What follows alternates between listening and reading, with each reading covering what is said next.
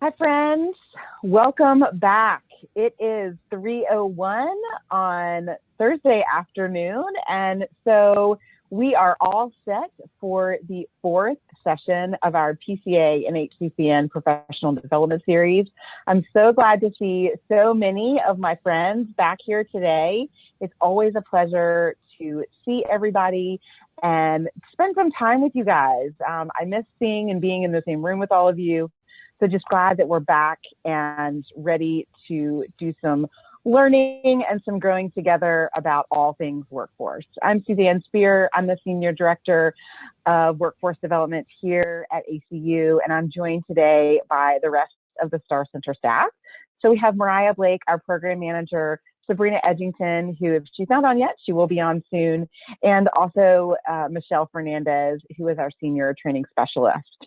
And so we're just really excited to be back here today as a part of our six-part series focusing on PCA and HCCN professional development. Over the past 3 sessions, we have done a bunch of different things, including all things workforce planning. We went through our retention section last week of our recruitment and retention template. And this week, we're going to be focusing on the recruitment section. And what our hope is that by the time you finish with today's session, that you guys will have a greater understanding of the entire recruitment and retention plan template. So if anything else, you are familiar enough with the sections so that when your health centers come to you for help on comprehensive workforce and retention plans, that you can have a better understanding of the components of those plans, and then you can speak to those. Obviously, we're always here for you guys, and we want you all to feel empowered to come to us for any questions or any help that you might need or specific trainings. But really the design of this is for you all to have a greater understanding about workforce recruitment and retention plans. And I know you guys are being asked to do a lot of things. Some of you are new to your roles, and some of you are not new to your roles, but you're really just expanding on what you already know. So it is our hope that by the end of this, that you will feel really empowered and educated enough to answer some questions that they might have, that your that your health centers might have for you guys. And then after today, we'll move on to some other subjects that you guys said that you're interested in. So anyway, with that, I'm going to hand it over to Michelle, and she is going to be presenting the core of our session today on the recruitment section of our R&R plan template. And so with that, I will let Michelle take it away and share her screen. Thanks, everybody. Thank you so much, Suzanne. So yes, let me go ahead and share my screen. And since Suzanne did a really great introduction, I'm just sort of going to jump right into the presentation. So let me put it into presenter mode. Okay. Sorry, I forgot to do housekeeping. I'm sorry, Michelle. So we are recording, and you guys will get this. Let us know if you're having any technical difficulties. You can send information to Mariah M. Blake at clinicians.org or message her in chat. And then at the end, we would love it if you guys would fill out your evaluation. That would be awesome. So, all done now. Thank you. Yeah, and you know, as Suzanne said, any technical issues, go ahead, as well as if you have any questions during the presentation, please feel free to stop me, to just go ahead, put it in the chat. Because I am sharing, I can't see the chat that easily, but I am here to answer any questions you may have throughout. And I believe that you can also unmute yourself, so feel free to use that or come on camera if you would like. So one thing that I wanted before we kind of get started talking about workforce in the recruitment section of the plan. I know all of you are being asked to do a lot. You know, there's a lot of conversation around all of these different areas, and we're going to go more in depth into everything. But one thing that we're going to do is use mental health staff as an example for how to utilize different recruitment techniques. And I myself am a social worker. So as a social worker, I'm going to start by, and then let me see if I can get this to work. asking everybody how you are doing today. So you see up there where it says mentee.com. So if you go there and you put in that code, you can type in your responses, and this really like awesome word cloud comes up. So you can put that you're tired, you're overwhelmed, you're happy, you're sad, whatever it may be. It's completely anonymous too. But I like to also get that started to just have like a general check-in so we can all like take a breather and then go deep into this material, which I know all of you have heard a lot about, and we can kind of get started on everything today. So awesome, somebody said energized. And I know we have about, I think, 30 or so people, so great. Cold, yeah, I feel that. Burned out, absolutely. Tired, I think tired and excited are the biggest ones. I do like optimistic, anxious as well. So it kind of runs the gamut of, you know, all different types of emotions. So hopefully what we can do today is, you know, I know recruitment is a very specific topic, but let you have like an hour away from sort of everything else and just, you know, get into this topic. And hopefully for those of you that may be feeling anxious and burned out, sleepy, that, you know, we can help get you a little bit energized by the end. I am a warm weather person, so people who are cold, I understand and I empathize with you very much.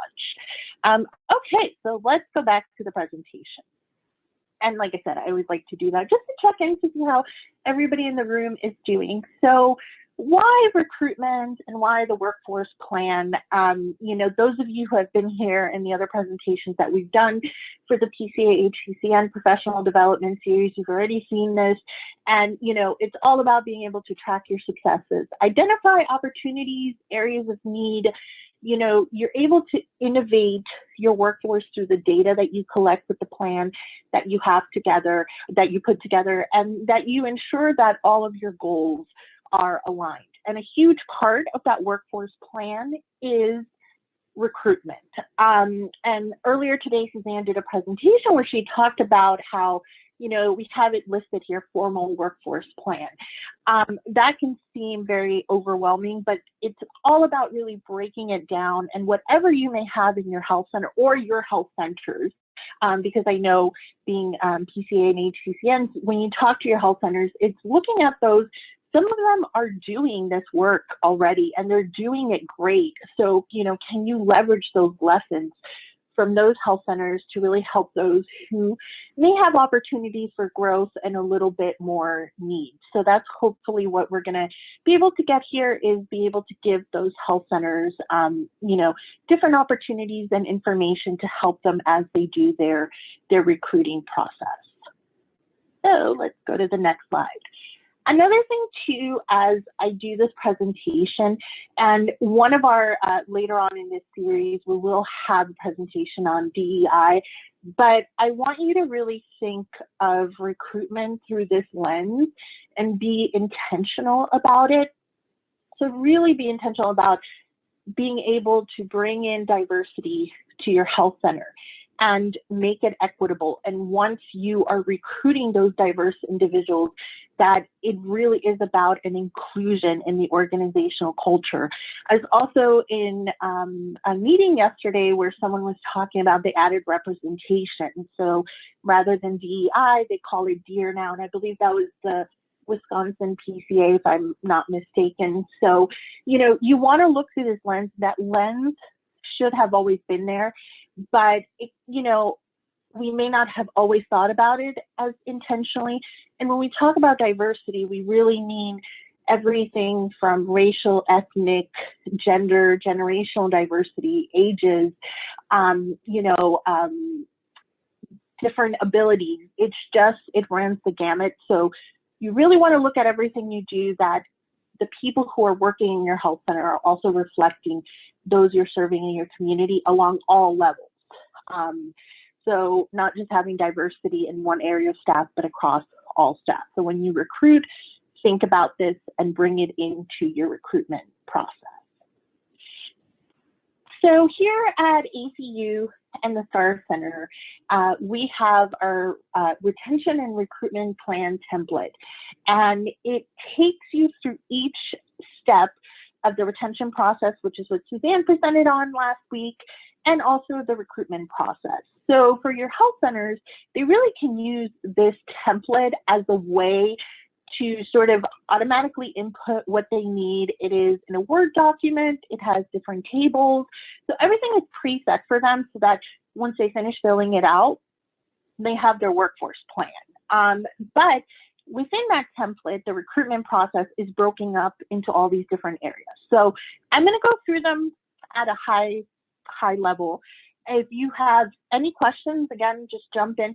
Also, if you have things that your health center is doing in these areas, or the health centers that you work with in this area that is really helpful, please share it in the chat, because this is a great way to let other people in other PCAs and HCCNs know, where are the successes? And sometimes you may think, oh yeah, everybody they're all doing this, but you would be surprised, and it could be new information that they may not have before.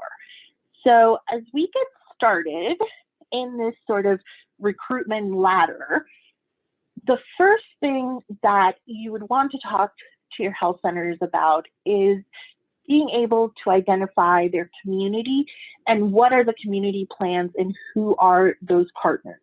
And that's incredibly important. You want to know who is, oh, and I see that there is a chat. I just want to check.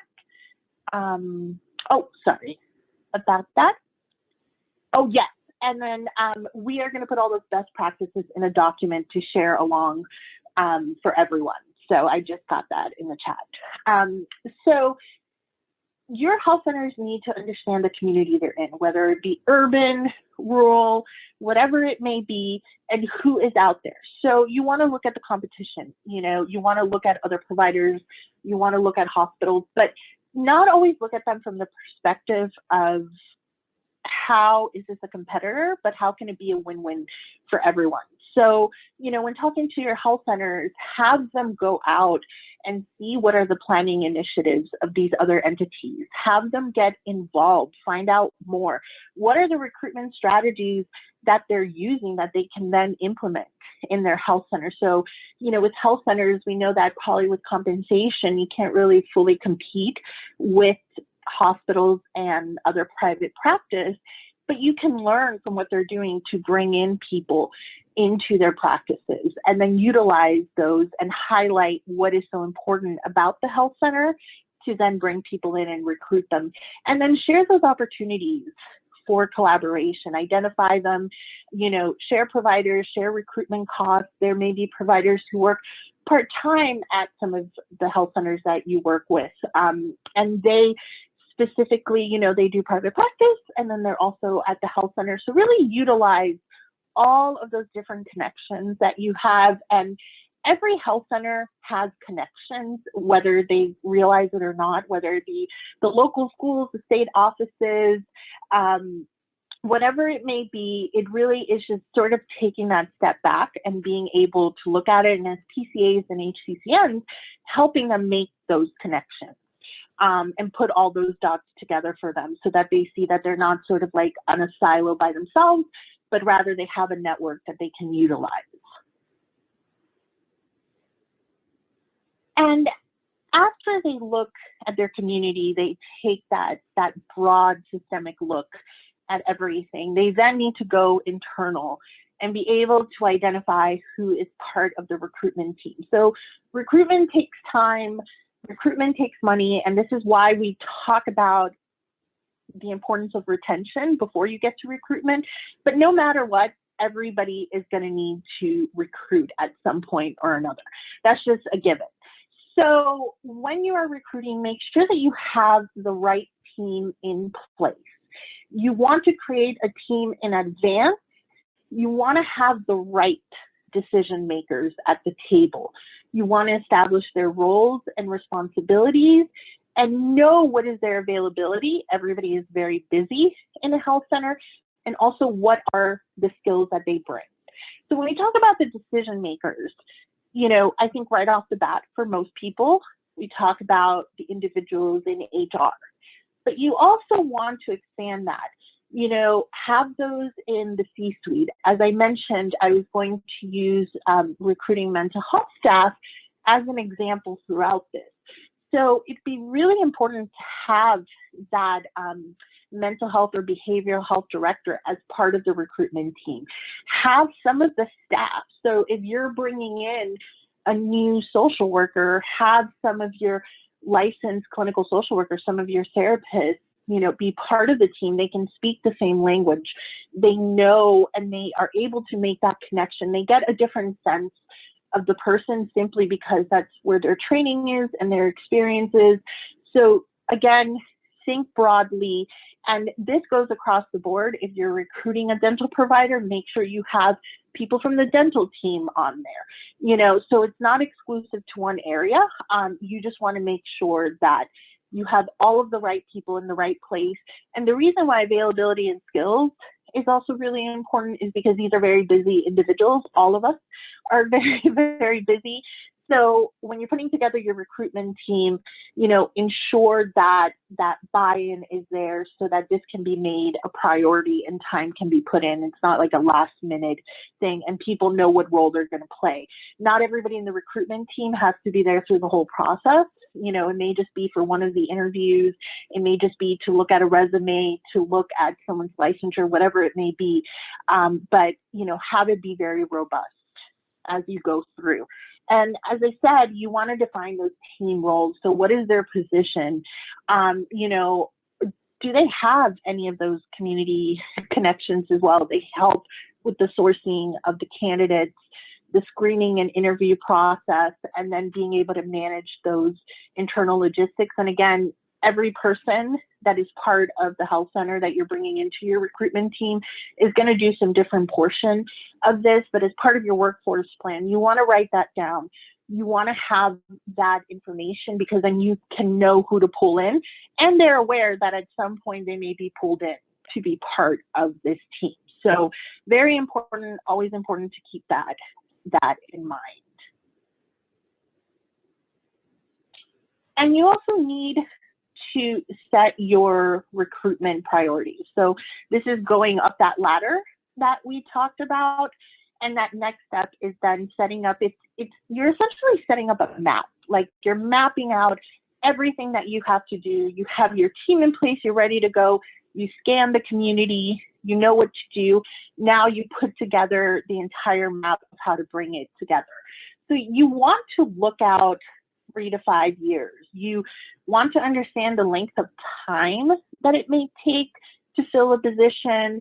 You know, you need to assess the plan that you've put together. And this again, is why writing this down, having a workforce plan is so important. You know, and that plan should be dynamic. It should not be static.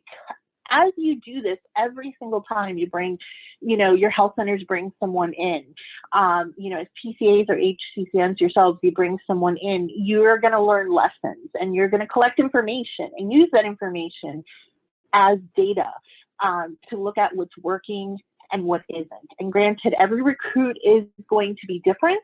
However, it really is going to be helpful, you know, to keep track of everything and try to anticipate need as much as you can. Yes, you know, you can't tell the future, but you may know, you may see the rates of turnover and at certain health centers, you know, and maybe they may need a little bit more assistance than others. The more that we can anticipate what's going to happen, the better, because then we'll be prepared. And that's part of this mapping out these priorities that all of you have, or that all of your health centers have.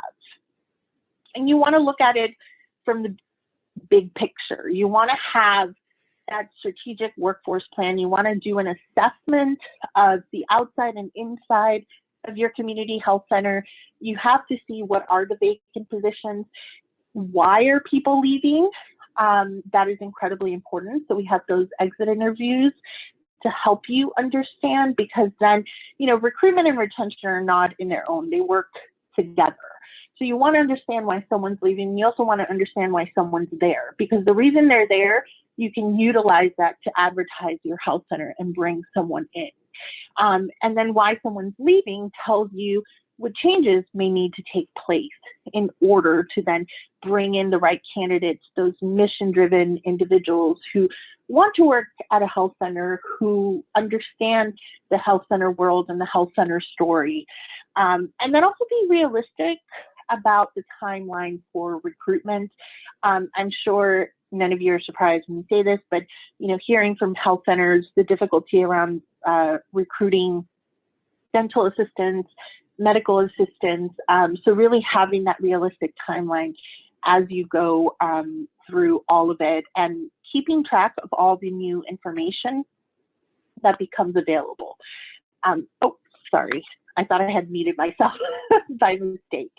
So just, tell your health centers that they have to keep that big picture in their mind, while also making sure that they have everything written down, that they have what they need. So before I go into the budget, I do want to just ask, so let me see if this works again. I'm trying to be like creative with the Mentimeter.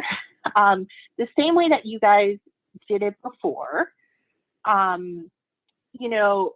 do you have a recruitment team in place? And I realize, being PCA and HCCNs, this question I probably should have worded it a little bit differently, but do you know if most of your health centers have recruitment teams in place? So feel free to answer. That's great. So great.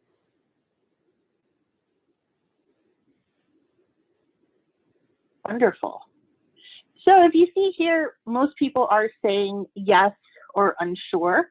What I will say with the people who say yes, really use those health centers that have a recruitment team in place, have them come in and talk to other health centers, see what their lessons learned were, really learn from the ones that are already succeeding, and those who you are unsure, or if it's a no, being able to go in there and talk to them about these different things that we're presenting today and why it's so important, and the ROI that you get and the data that you have to collect, and really making a case for why recruitment is essential. I don't think that any health center doesn't know that, but sometimes, especially now, with how kind of chaotic everything is, it may not be at the top of everyone's mind. So it's just reminding them, let's be proactive rather than reactive, because recruitment is expensive. So you need to plan. Losing a provider is expensive, but also bringing someone in is expensive. And sometimes when we talk about the budget part, that's where you get more people to listen, especially on the C-suite level of health centers. So, you want to remind them that this is a very expensive endeavor. So why not bring in the right people who are going to stay and who are going to want to be there and who have that mission-driven mindset? And when you're looking at the budget, your health centers need to do a full scope of everything that it is going to cost them when they do recruitment. So it's understanding the staff costs. So as I said, you need to build a recruitment team, but when they take time to do this, they each come with a certain salary that is going to cost the health center for that time. So there has to be the buy-in in order for them to balance it out and know, okay, we're putting this much cost into it, but it's going to be worth it in the end to bring someone, rather than what's going to cost us to lose someone. Any outside recruiting expenses, I'll talk on here quickly about, if you're using recruiting firms, those are very expensive. The interview expenses, especially when it comes to bringing the provider in for a visit. So everything from the travel costs to, making sure that the family is taken care of, that the provider is taken care of, because you don't want to lose someone, and, putting up front that cost is important, but you also need to take into account and be sure to budget it appropriately. And then once you hire them, also expenses regarding that. One thing with recruiting mental health staff is the importance of the staff having licensure. And, most postings talk about, in order to bring in anybody sort of in the mental health team, that they already have to come in licensed. But that in and of itself is a very long process for the individual, especially, for example, with social work. In order to get a clinical license, it can be incredibly costly. So one of the things that health centers can do and sort of budget in is, as a benefit that they may offer and as part of sort of the recruitment, is to bring in someone out of school. So that's where you want to make those community connections. I'm trying to connect all the pieces here, and have another individual in the health center serve as that supervisor, so they're able to get those hours that they need to ultimately become licensed, and then stay at the health center and provide the services that the community and the patients need. Now, that does take a lot more initial upfront costs, because you have somebody in staff supervising, you're bringing someone in that is not fully licensed yet. There's a lot of factors in that. So like those hiring expenses may be a little bit higher upfront, but in the long run, it is going to save money, because now you have someone that has really grown with the health center, that knows the health center. When you brought them in, that was the deal, that they were going to stay there, that this was part of why you were bringing them in. And, any community and every community has, big mental and behavioral health needs. So you've put someone who's already learning and part of everything, so that initial budget does pay off in the end. But when you talk about it to leadership, it really needs to show. That's why having the data, having the numbers is so important, because you need to create that buy-in so that they look at it from that sort of future perspective, rather than those immediate hiring expenses, and that it doesn't continue later on, or it doesn't pay off in some way. So think about it in those terms. I will go through this quickly. Recruitment firms, some of your health centers may use them, some may not. They are costly, but what you want to do is ensure that the recruitment firm understands the health center, understands who the health center is looking for. Every single health center is different, but there's also the health center story. And you want a recruitment firm that can bring you the right individuals for that. So you need to have the right communication, site visits, so that they understand what the health center is about is really important to have that as part of it. And if you do, or your health centers decide to use a recruitment firm, here is one of the really simple tables that we have in our R&R template plan. And it is so important to document, how it went. Did the recruitment firm work out? What are you rating them? Would you use them again? Because the thing is, people come and go, obviously.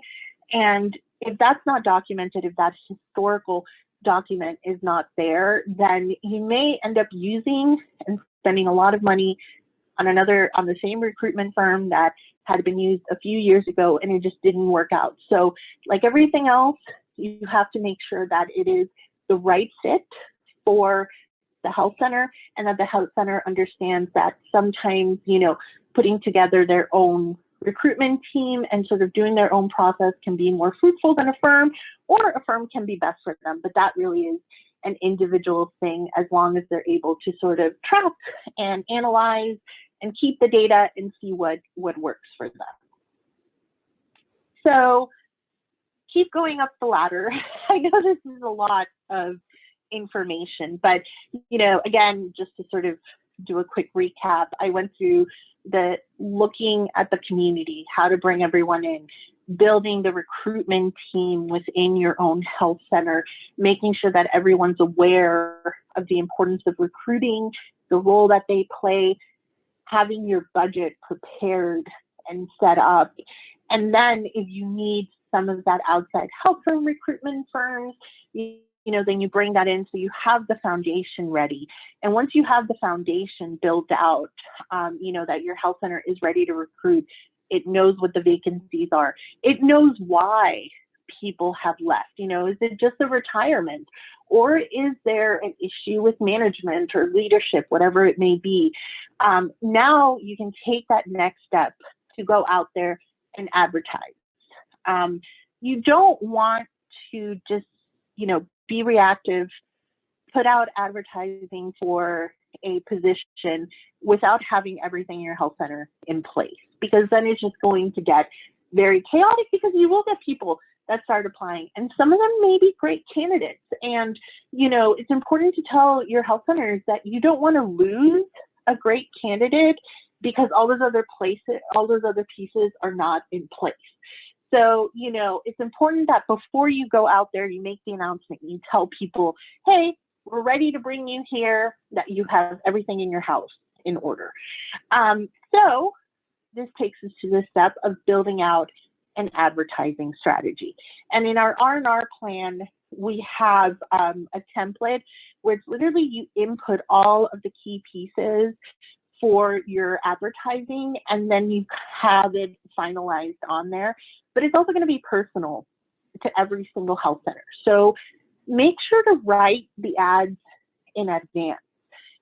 Know where you're going to be advertising, so what media outlets you're going to use.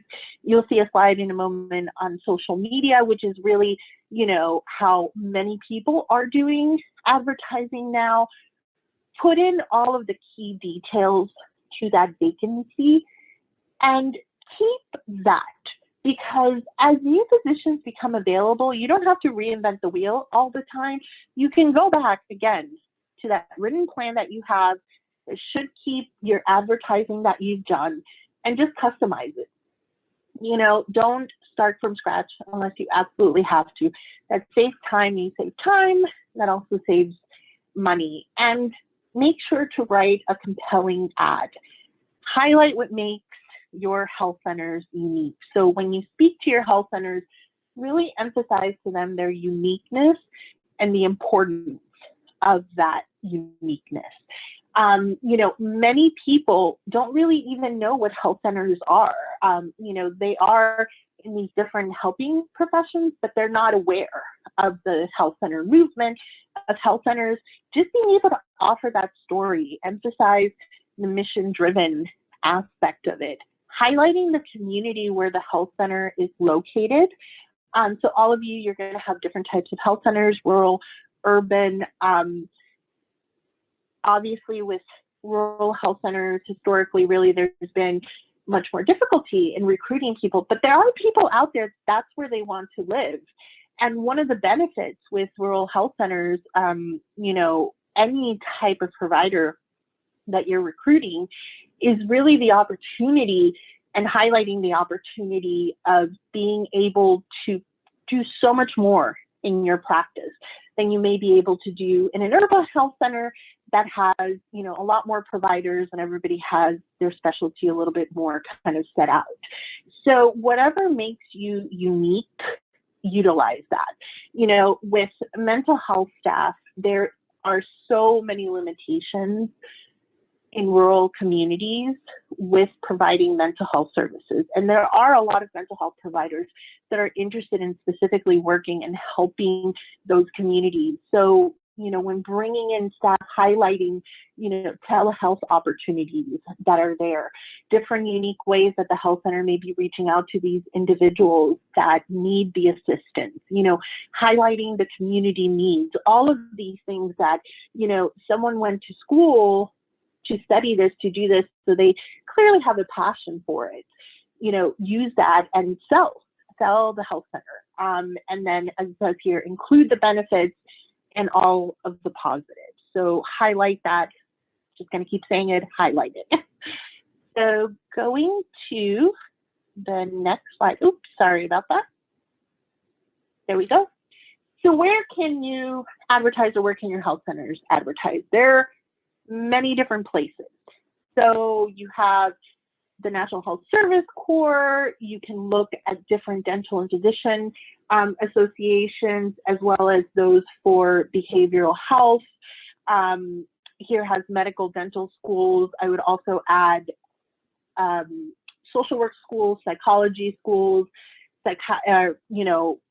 looking specifically at individuals who are psychiatrists through medical school, residency programs, through your PCAs, which all of you are here, and you're able to work with your health centers to help them advertise specialty magazines that are out there. But one of the most important things is referrals. So make sure that you remind your health centers about the importance of referrals. And this is such a key thing because people want to bring in other people that they know are good and that they want to work with. And sometimes you really get your best recruits through referrals.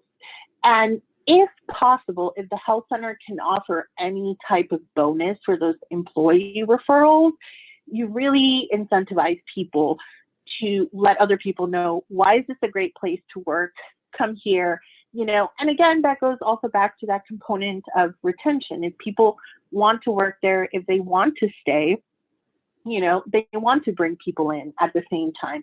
And the bonus doesn't have to be anything huge. You know, in some trainings and meetings that I've been in, we've seen health centers who have talked about that, you know, they give like $1,000 referral, like really nice referral bonuses for people. But others have talked about gift cards, lunches. So it really is what your health center is able to offer. But the more that you can incentivize the people that work there, that are happy working there, to bring in someone that they know is trustworthy and they know that can do the job, that is very important. And a lot of individuals with their alumni networks, it's a great way for them to give referrals to the health center, you know, especially, again, speaking for myself, with mental health providers. I know specifically with social work schools, that is a very, very strong, those alumni networks are incredibly strong. And I think it's just the nature of sort of, you know, you're going through this process together that is very difficult in school. And till this day, I would say at least once a week, there is a network of people that I was colleagues with, that I went to school with, who share, here is a job posting for this all over the country. So utilize the strength of these different trainings that people do and different academic backgrounds and their alumni networks to really build up those referrals that you may get, because you know that they've been trained in the same way and you know that there's a trust factor to it. Okay, so as I said, another way to get the advertising out there is social media. And it's really not that much of an option anymore. It's something that you have to utilize. Everybody's on social media in some way, and it's important to put those postings out there. So the first place you want to do is your website. Many people just sort of go directly to the website and make it easy to find. Some organizations kind of hide a little bit of, you have to go through the About Me or Contact, or, you know, put it right there on the front page. Have your health centers put it right on the front page of their health center that they're looking for someone, that they're hiring, because the more clicks that someone has to do, the more likely that they are to say, nope, I'm good, I'm not gonna, you know, continue looking through everything. So make it easy to find, you know, make it accessible.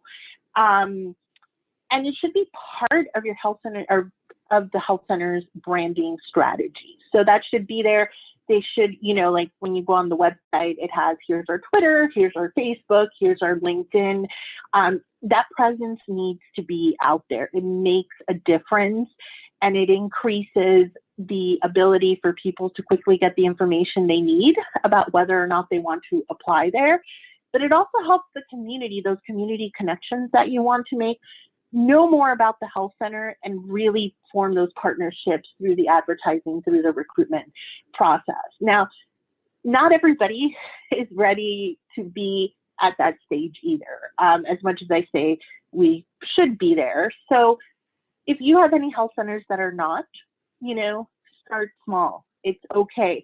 Maybe just do a LinkedIn page, or maybe just put the posting on, you know, Facebook, or something small just on your website, whatever it may be.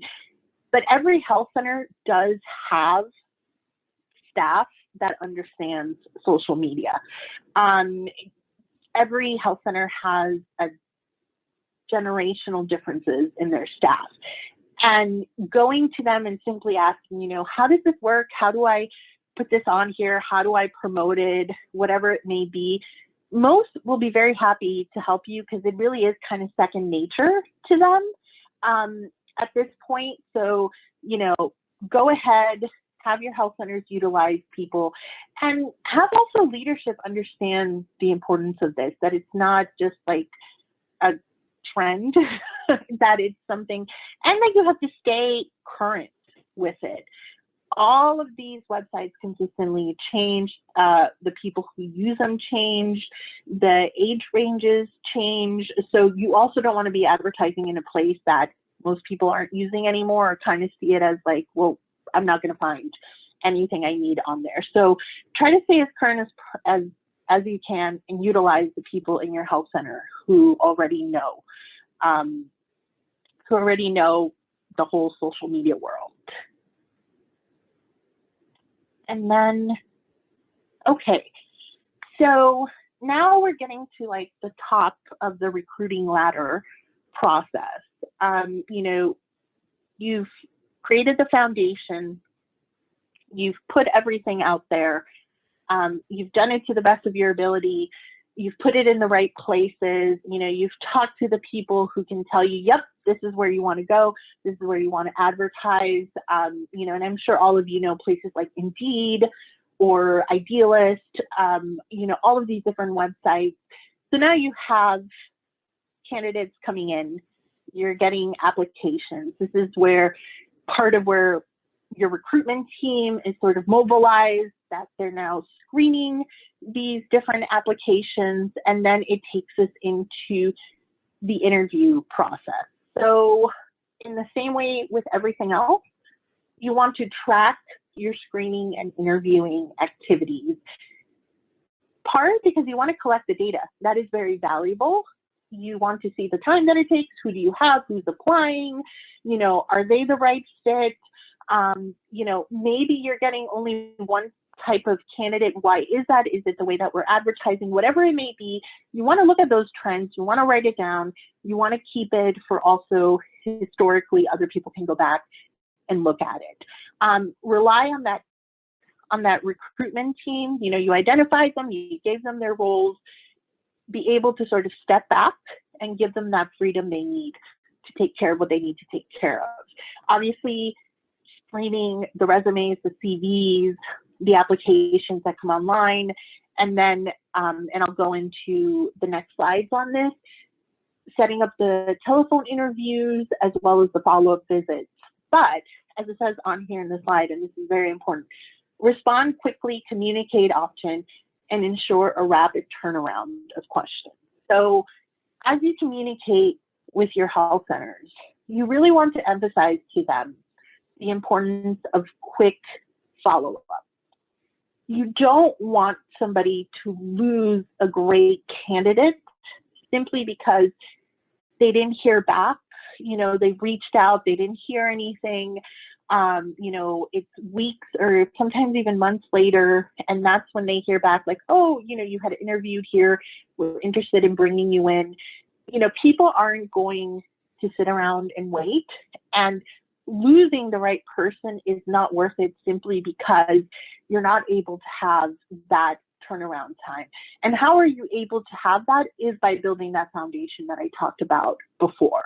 So that's why having all those things, all those different pieces in place is so important, because without it, you're not able to really utilize the process that you need to utilize in order to make sure to let people know, hey, we're interested, we want to bring you in, let's do this, this is a great place to work, you know, you're interested, we're interested, this is a great fit. So, you know, always keep that in mind to respond and move quickly. So pretty much, I would assume that most of your health centers follow, process of doing a telephone interview. Right now, obviously, with COVID, an in-person interview may be a little bit different. Everybody's on Zoom, so probably that would be the context of it. But you also want to be prepared, so definitely not winging it on the questions that you're going to be asking. Keep it uniform across all candidates, so you don't want to ask a certain set of questions to one candidate and a totally different set of questions to another, and then you can't really do a proper comparison. So very similar to kind of how you collect data, how you do research, keep it uniform so that your end results you can compare and have that comparison be accurate. So, design that interview content, that template with the team that you put together. When you're talking to someone, describe that uniqueness again of the health center. So it's going back to what we talked about before, of like what makes it very unique. Why is this a great place to work? And even putting in just a small tidbit on the health center history, the health center movement can really be something that drives people to want to work there and to want to move forward with the interview if they are the right fit. This is especially true with some of the younger generations. Mission driven is very important for them. So, use that and keep using it and emphasize it and have it be part of what you do. So, look if there's any eligibility issues. So again, as I had talked about before, going back to the talking about mental health staff. So, there's these special considerations that you need to take if you're going to have somebody come in as a therapist, that they have to have a certain licensure. So when you write up the advertisement, that's what you're looking for. Make sure that they're eligible for what you need, but also be creative and think, okay, in a year, this person would be great. They'll have their license. This is perfect. How can we get creative in bringing in the right person to the health center so that they can offer the services that the community needs? And again, think about that lens of DEI or DEAR they talked about.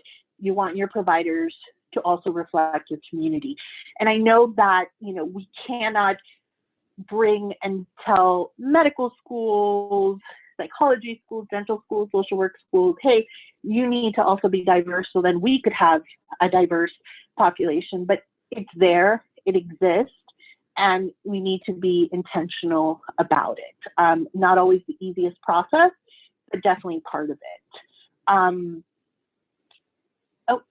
Okay, thank you, Catherine.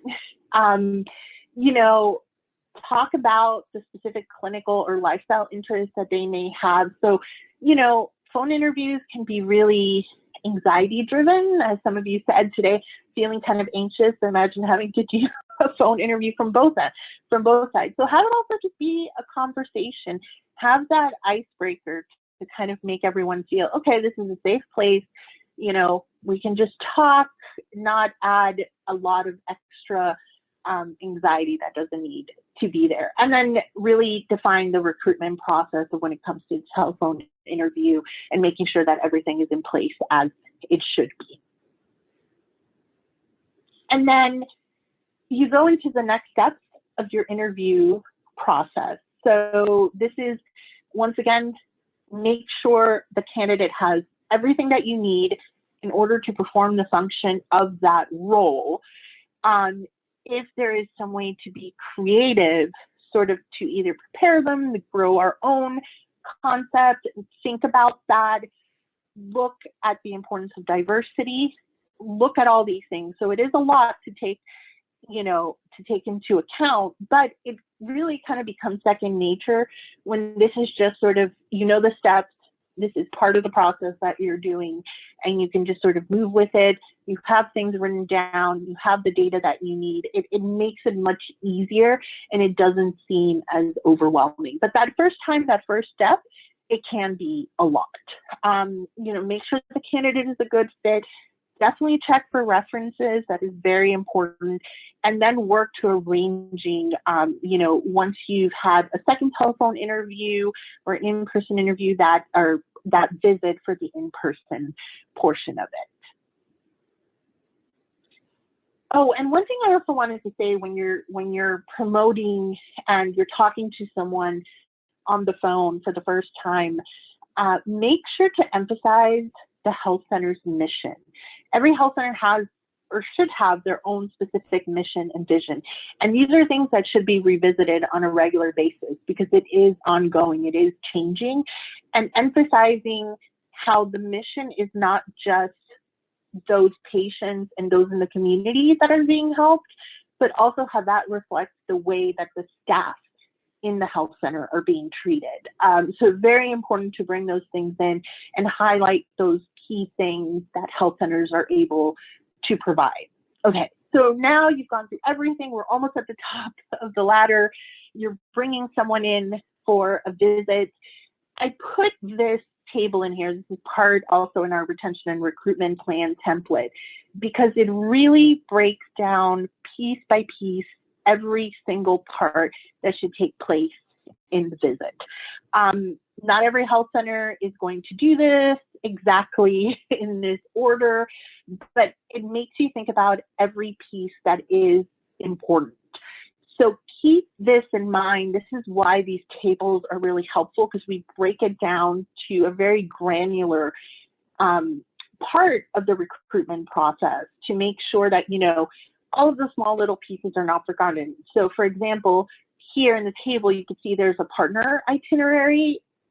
The family in the recruiting process is just as important as the provider themselves. And the reason I say this is they're going to help them make that decision. You want to make them feel welcomed. You want to make them feel like they are part of this community, or if they're not part of the community yet, they will be welcomed into the community. So what are the local schools? What is the real estate market like? You know, all of these different components of when they come in for the visit is so important to let them know that this is a place where they want to be, where they want to stay, and if they have a family, to raise their family. So again, it's selling that, you know, the health center, the areas, and everything that you need. Oh yes, Josie, the slides will be shared. And then also, Mariah, if you could put the link for the recruitment and retention plan template in the chat, that would be great, because that's where all these tables are from. And that template is a Word document. And so you could send that out to your health centers and they can fill it out, and it could be part of their workforce plan. Okay, great. Yep, and Mariah will go ahead and do that. So as I come towards the end of the presentation, you know, now you found the perfect person, you're bringing them in, you've recruited them into the health center, but the recruiting process still kind of goes a little bit further than that. You know, you want to make sure that you have all of the contracting terms and everything that you need in place. So as part of that R&R plan, we also have this checklist. And as you can see, it is a lot, but the more that you plan, the more that you prepare, that you can check off everything that you need, the better it is. So as you bring someone in, you know, their questions are answered and everything they need is in place in order for them to be able to start and really integrate into the health center community and into the new community that they're living if they're moving there. And it goes to the onboarding process. So onboarding is not the same as orientation. Orientation is very much, you know, those key things of just, you know, this is the key card you need to get into the health center, all of those little sort of pieces.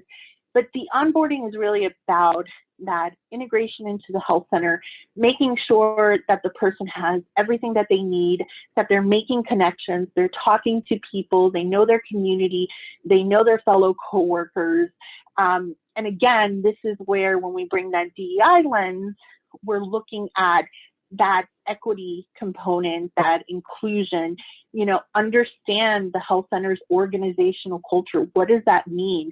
And when you bring someone in, they have to be the right fit, but that doesn't mean that they now have to change who they are, their culture, their beliefs, all of those things to accommodate another culture. It really is about an inclusiveness and integration, about representation. So, you know, think about it from a more complex point of view, that the diversity is what makes that health center so great.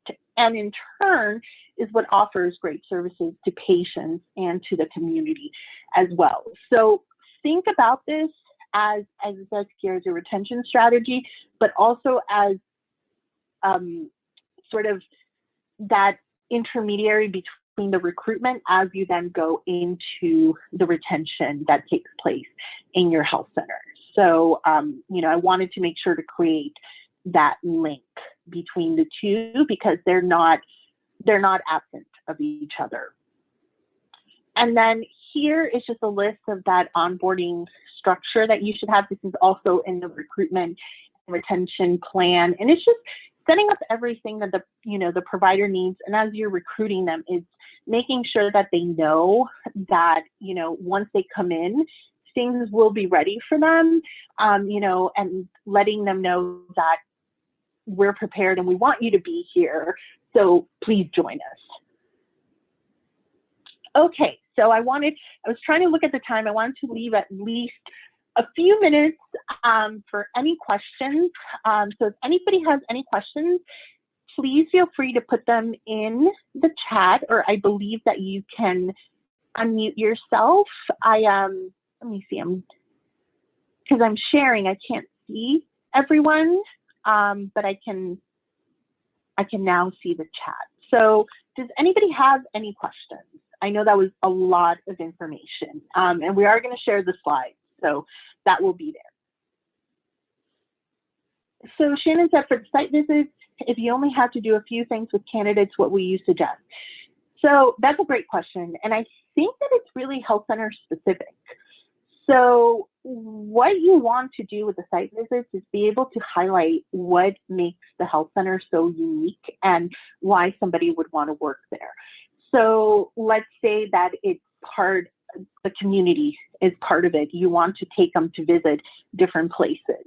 That for them, you know, meeting with leadership is a key part of, you know, leadership will talk to them about the mission, that will talk to them about the importance of the work-life balance that we have or the benefits that we offer, that, you know, so setting that up.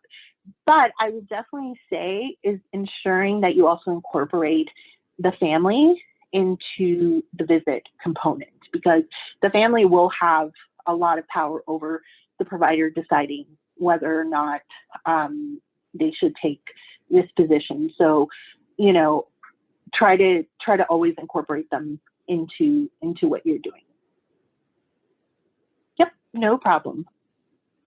Okay, any other questions?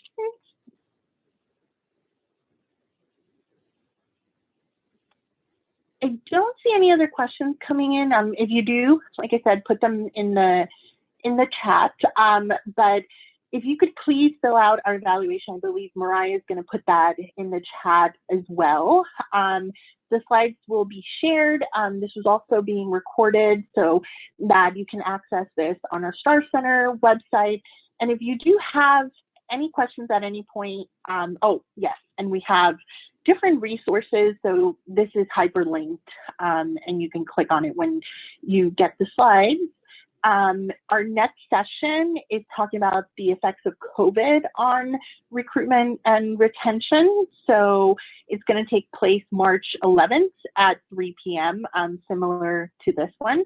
So in about a month, we will be conducting our next session. And then if you do have any questions, feel free to contact us, info@clinicians.org. That email will go to me, and then I can send it to the appropriate team member.